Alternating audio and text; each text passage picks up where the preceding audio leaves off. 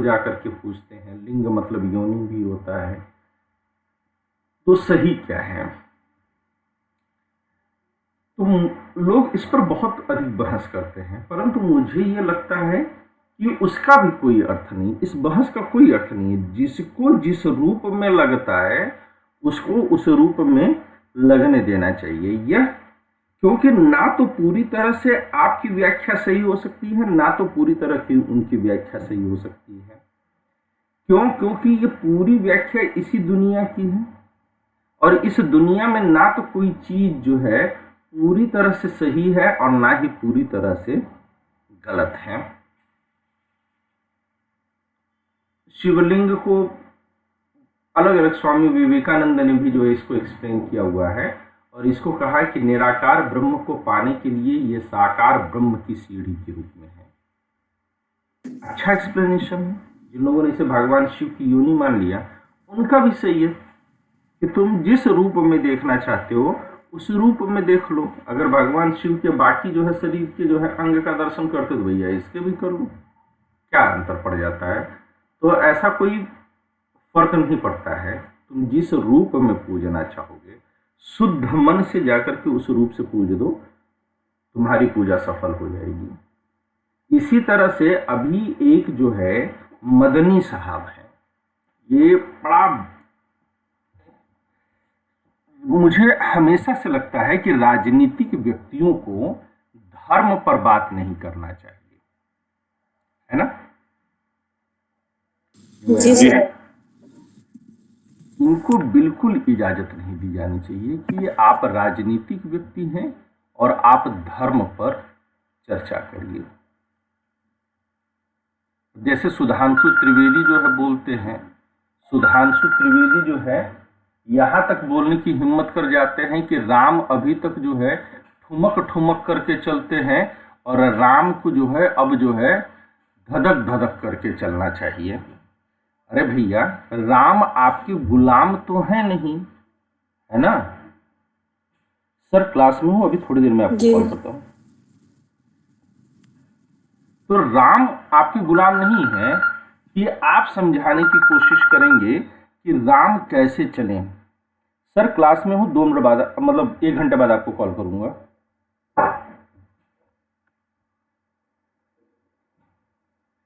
तो ये एक बड़ी दिक्कत है कि आप राम को जो है ये तय करेंगे कि राम कैसे चले, राम ठुमक ठुमक करके चले कि राम जो है धधक धधक करके चले, राम क्रोध में हो जाए। आप देखिए, तो क्या यह राम अब ये तय करेंगे कि राम कैसे चले, या राम यह तय करेंगे कि आप कैसे चलिए? क्या राम को आपने अपना गुलाम बना रखा है, कटप्पा समझ रखा है?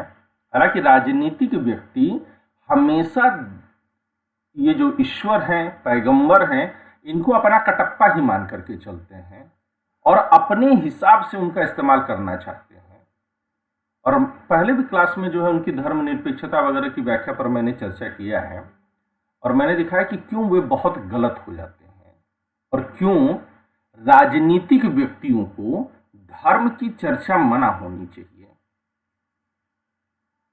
ये धर्म की चर्चा करने के योग्य व्यक्ति नहीं है। ये जब भी धर्म की चर्चा करेंगे उसको अधर्म बना देंगे। रावण जो है शिव भगवान को कहता है कि तुम कैलाश पर नहीं रहो, चल करके लंका में रहो। और दूसरे जो है ये नेता हुए हैं सुधांशु त्रिवेदी और उनके स्वामी, कि वो ये चाहते हैं कि राम ऐसे न चले, राम ऐसे चले। अरे राम को, रावण को भी मारना है तो राम के चेहरे पर शिकन नहीं आती है।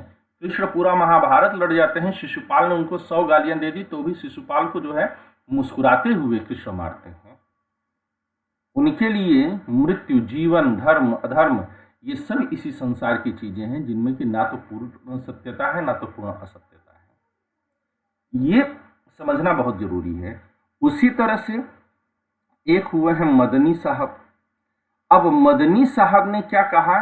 उन्होंने कहा कि ओम, जो कि ऐसे लिखते हैं हम, और अल्लाह जो है वह एक ही है। ठीक है ना? पहले मैं लिख लेता था, उर्दू थोड़ा भूल रहा हूं, अल्लाह कैसे लिखा जाना चाहिए। वो सर ऐसे लिखा था, कैसे बोलूँगा। नहीं, मैं मुझे थोड़ा तो याद है। मुझे वो लाम वगैरह भूल गया कैसे लिखते हैं। ये तो अलिफ हो गया, फिर दो लाम बनेगा, फिर हे बनेगा, मिसिंग दैट, है ना।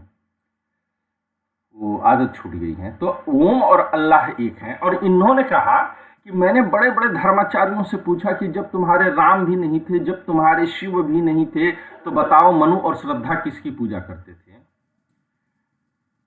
और वो नहीं बता पाए। उन्होंने कहा कि ओम की पूजा करते थे। तो मैंने पूछा ओम क्या है, तो वो कहे कि ओम कैसे बताएं, ओम तो हवा है, ओम तो जो है केवल एक निराकार है।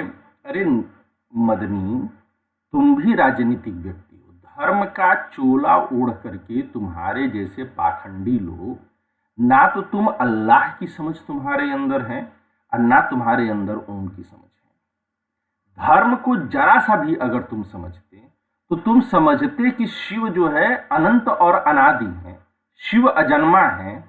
कि जब शिव नहीं थे, गधे हो, शिव हमेशा से थे। जब राम नहीं थे, राम भी हमेशा से थे। तुम उन्हें किन शब्दों से बोलना चाहते हो उस पर है। ओम हवा नहीं है, ओम वह प्राण तत्व है जिसके जरिए, जिसको कि कहा गया है कि वह जीवात्मा को परमात्मा के मध्य की कड़ी है। जब ओंकार शब्द की अनुभूति होती है तो इसी जीवात्मा के जितने भी कोशीय आकार हैं वो टूटते टूटते वो जो है परमात्मा में विलीन हो जाता है। वह कोई हवा थोड़ी है जो यहां से वहां तक बह करके जा रही है। तो अब इन लोगों की गड़बड़ी क्या है। अच्छा, मदनी जैसे या सुधांशु त्रिवेदी जैसे इन मूर्खों की जो है सबसे बड़ी दिक्कत क्या है, या इनके स्वामियों की जो दिक्कतें हैं, क्योंकि मदनी का भी कोई एक स्वामी बैठा है राजनीतिक आका जो उसको निर्देश देता है। इसी तरह से सुधांशु त्रिवेदी का भी आका है जिसके कि कहने पर वो राम को जो है ऐसे नहीं वैसे चलाएंगे। इनकी दिक्कत क्या है कि ये खुद के ही तर्कों से इस कदर सेटिस्फाइड हो जाते हैं कि वह उन तर्कों के जाल से बाहर निकलना ही नहीं चाहते हैं। उनको लगता है कि उन्होंने जान लिया है, जबकि दर्शन शास्त्र आपको आकर के, अच्छा इसकी व्याख्या भी कौन कर सकता है, दर्शन शास्त्री कर सकता है। इसीलिए मैं बार बार कहता हूं कि राजनीति के व्यक्ति और मीडिया के लोगों को धर्म की चर्चा पर पूरी तरह से प्रतिबंध लगाना चाहिए। इनको धर्म की चर्चा का अधिकार ही नहीं होना चाहिए, क्योंकि ये अपने किसी भी कुकर्म की वजह से ये धर्म से च्युत लोग हैं, धर्म से हटे हुए लोग हैं। ये पूरी तरह से अधर्मी, कुधर्मी और विधर्मी लोग हैं। और ये धर्म शब्द का प्रयोग, ईश्वर का प्रयोग अपने हिसाब से करने की कोशिश करते हैं। राम भी आकर के कहें कि नहीं जो है मुझको मंदिर नहीं चाहिए, तो ये जो सुधांशु त्रिवेदी और उनके आका हैं, अल्लाह जो है इस चीज का आदेश भेज दे तो भी ये मदनी और उनके जैसे आका लोग हैं कि वो उनको कि ये मस्जिद वगैरह नहीं, चलो जो है इंसानों को ही जो है सेवा करो, उसी में जो है सबसे बढ़िया जो है मुझे नमाज मिलेगी।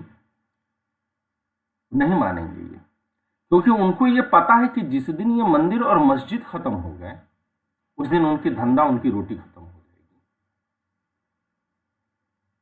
वह इंसानियत की सेवा में यकीन बिल्कुल नहीं रखेंगे। ये संसाधनों पर नियंत्रण करने के लिए अपना गुट बनाना चाहते हैं। कोई राम का नाम लेकर के गुट बनाना चाह रहा है, तो कोई अल्लाह का नाम लेकर के गुट बनाना चाहता है, तो कोई गॉड का नाम लेकर के गुट बनाना चाहता है, तो कोई बुद्ध का नाम लेकर के गुट बना रहा है, तो कोई महावीर स्वामी का नाम लेकर के गुट बना रहा है। और ये क्यों बना रहा है? और ऐसा नहीं है कि ये इसके बाहर देख पाएंगे, ये इसके बाहर भी नहीं देख पाएंगे, क्योंकि इनकी बुद्धि जो है इनके कुकर्मों की वजह से, कुकृत्यों की वजह से सीमित हो गई है। उसके बाहर देखने की क्षमता ही नहीं बची है। अब मैं यहाँ पर ओम शब्द की व्याख्या में बहुत अधिक गहराई में नहीं जाना चाहता, क्योंकि उपनिषदों में जो है चर्चा हो चुकी है। परंतु जाहिर सी बात है कि मदनी को धर्म की, ना तो इस्लाम की ना ही हिंदू धर्म की 1% की समझ है। ऐसे ही सुधांशु त्रिवेदी को भी समझ नहीं है। हम दर्शन शास्त्री इसको किस रूप में समझते हैं? हम दर्शन शास्त्री ये समझते हैं कि तुम अपनी ही, देखिए एक अच्छी सी बात मैं आप लोगों को बता रहा हूं कि हमारा मस्तिष्क जो होता है ये बहुत धूर्त प्राणी होता है, इससे बड़ा धोखेबाज और कोई नहीं होता है। और ये मस्तिष्क जो होता है, हमारा जो माइंड होता है, वह हमेशा हमारे अपने फेवर में तर्क गढ़ लेता है। आप चाहे कितना भी बड़ा कुकर्म करके आइए और आपका दिमाग लगातार इस चीज के लिए तर्क गढ़ता रहेगा कि आपने ऐसा किया और ऐसे में यही करना जायज था। कभी भी सोचिए कि आप अपने गलत को भी जो सेटिस्फाई कर देंगे और कोई आपके अगेंस्ट में है और वो सही भी कर रहा है तो भी आप उससे सेटिस्फाई नहीं होंगे, क्योंकि आपको लगेगा कि जरूर उसने कुछ ऐसा किया होगा।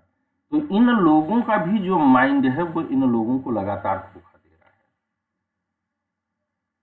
Is that clear? जी सर।